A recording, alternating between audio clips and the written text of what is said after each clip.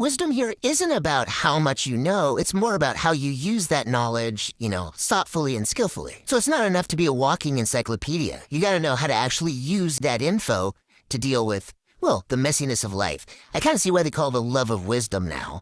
It does take a certain, passion, dedication to actually live by those principles. That's a good way to put it.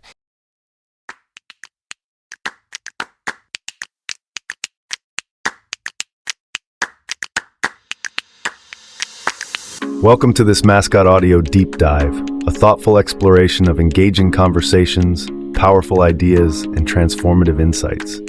Let's dive in and uncover the stories and themes that resonate at the heart of the discussion.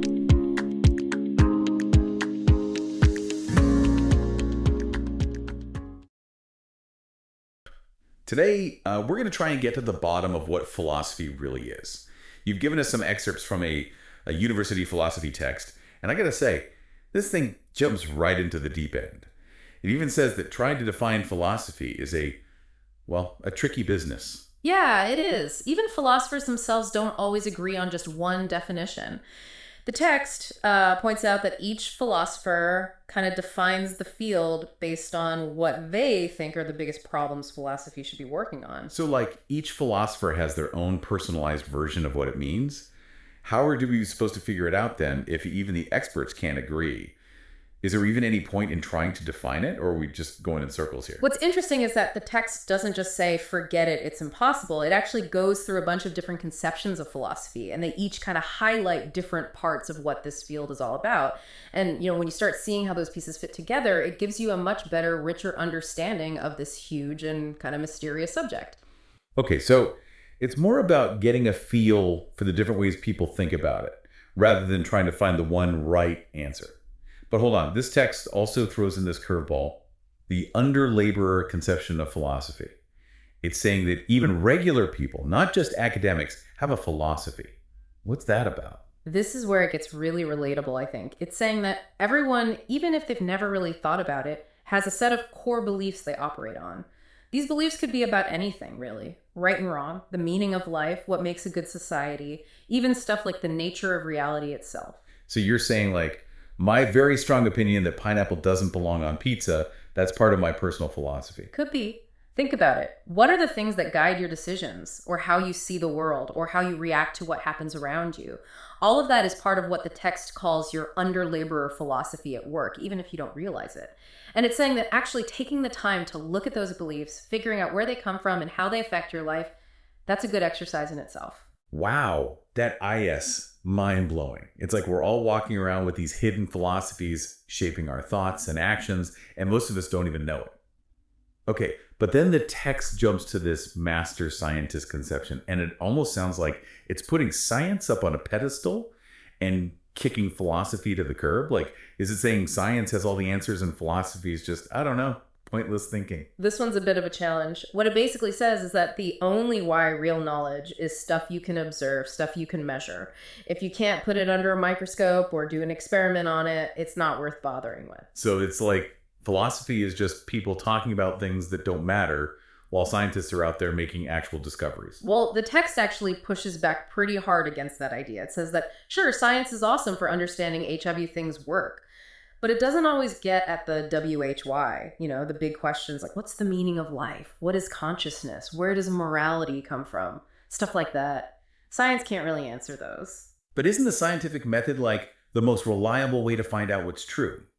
Shouldn't we base our beliefs on evidence, stuff we can see and observe, instead of just, guessing? Absolutely. Science has given us so much, incredible insights into how the universe works. But imagine a world where the only thing we cared about was what could be scientifically proven. What about questions of, say, justice or beauty, purpose? Those are human concerns. They drive our art, our relationships, even our sense of who we are. The text is saying that if we tried to limit all our knowledge to what we can prove scientifically, we'd end up with a pretty limited view of what it means to be human. I get what you mean. It's like trying to understand, a symphony, but just analyzing the sound waves. You're missing the feeling of it, the artist's vision, the story behind it. And didn't the text also say that even scientific progress often relies on philosophical ideas? Totally. Think about the ethical stuff, right? Like with artificial intelligence or genetic engineering. Those are questions that science alone can't answer.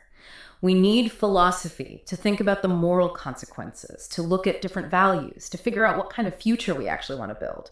Okay, you've convinced me that philosophy has a lot more to offer than that master scientist view might suggest. But, sometimes I wonder if it's just a bunch of people arguing about the dictionary definitions of like really complicated words.